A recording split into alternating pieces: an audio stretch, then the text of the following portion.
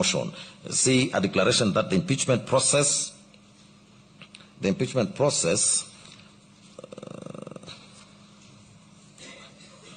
against the Deputy President initiated by the National Assembly and subsequently conducted by the Senate was tainted by substantive and procedural constitutional violations rendering unconstitutional, illegal, null and void.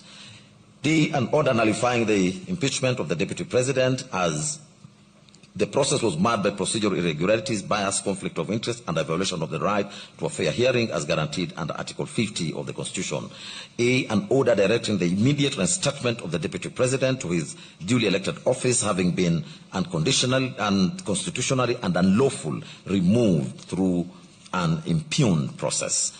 F, an injunction restraining the President, the National Assembly, and any other state organs from proceeding with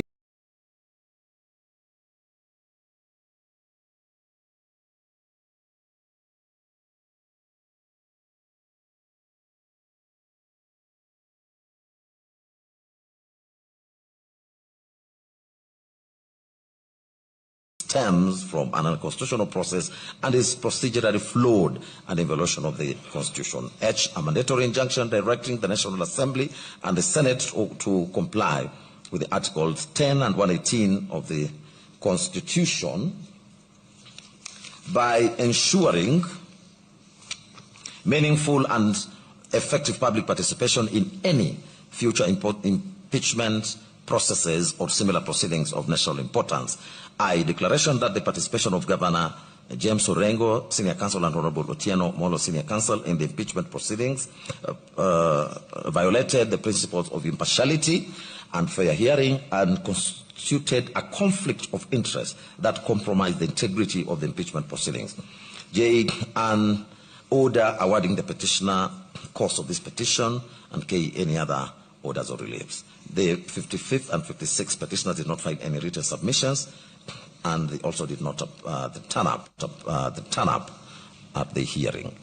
The 57th petitioner was Edwin Gekonge, and he filed the amended petition dated 23rd of October 2024 before the High Court of Kenya at Mombasa, together with their supporting affidavit on the of the same date. He stated that he is a law-abiding citizen, human rights defender, and a public-spirited litigant acting in his own interest and in the interest of citizens of the Republic of Kenya.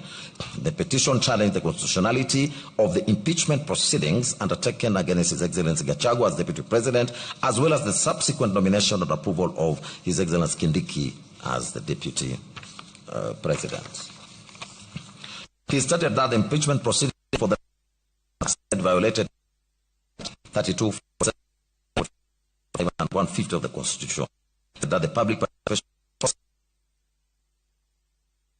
October threshold of effective, meaningful, and inclusive public participation. The petitioner asserted that the notice period for the public participation exercise was too short, that the exercise was limited to county offices instead of constituency level, and that the extension of the exercise to 5th of October 2024 was ineffective because the notice was issued on the very day of participation and coincided with a Sabbath day of worship for the Seventh-day Adventists, thereby excluding members of the faith from meaningful participation. He further alleged that the exercise was marred by confusion, violence, inadequate information, early closure of centers, and generally low participation, thus violating Articles 10 and 118 of the Constitution. He also challenged the legality of the Senate proceedings on the ground that His Excellency Gachagua was denied a fair hearing contrary to Article 50 of the Constitution.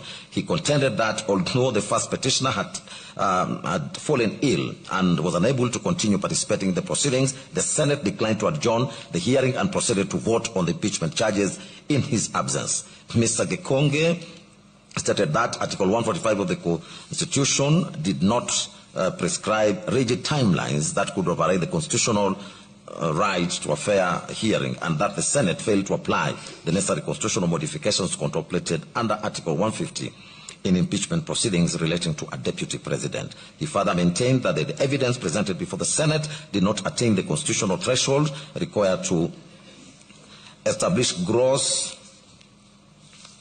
violation of the Constitution, gross misconduct, and serious reasons to believe that His Excellency Gachagua has committed crimes under national law.